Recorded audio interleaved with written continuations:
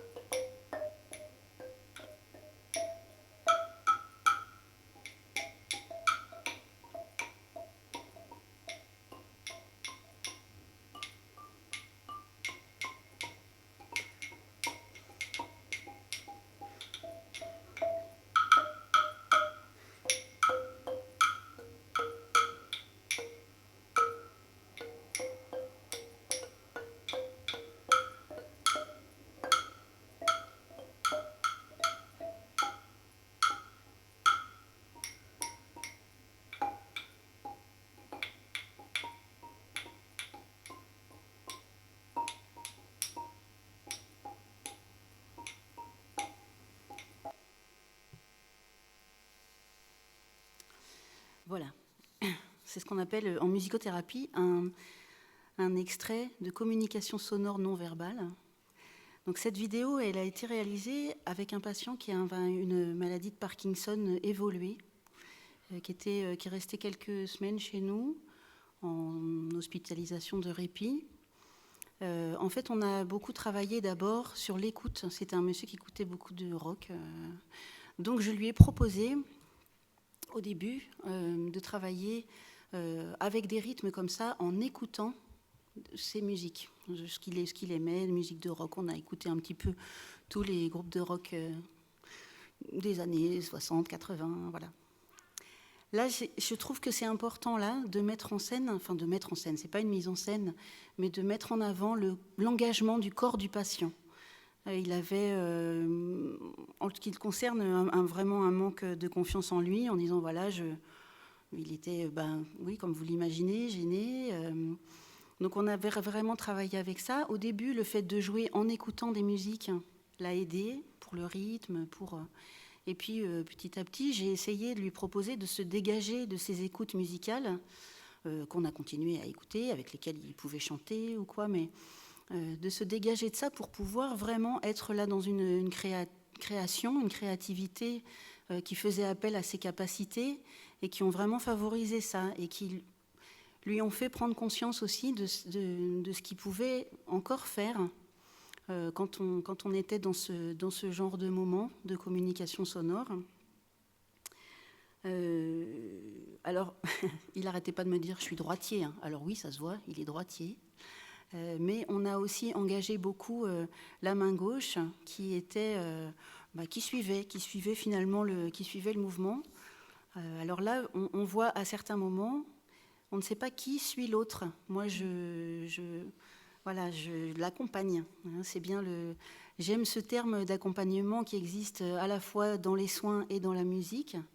Et là, on est vraiment là-dedans. C'est toujours quand je propose ce genre d'échange, de dialogue, il y a vraiment un dialogue qui s'instaure là avec les instruments de musique. J'utilise que des percussions, hein, alors elles sont plus ou moins volumineuses. Il y a vraiment un dialogue qui s'instaure, mais je m'arrange pour que ce soit quand même toujours le patient qui commence. Et là, on est vraiment encore une fois, dans l'engagement de son corps et de tout ce qui est possible de faire. Là, on a un exemple assez parlant finalement, mais même avec des personnes dont les capacités motrices peuvent être un petit peu plus réduites.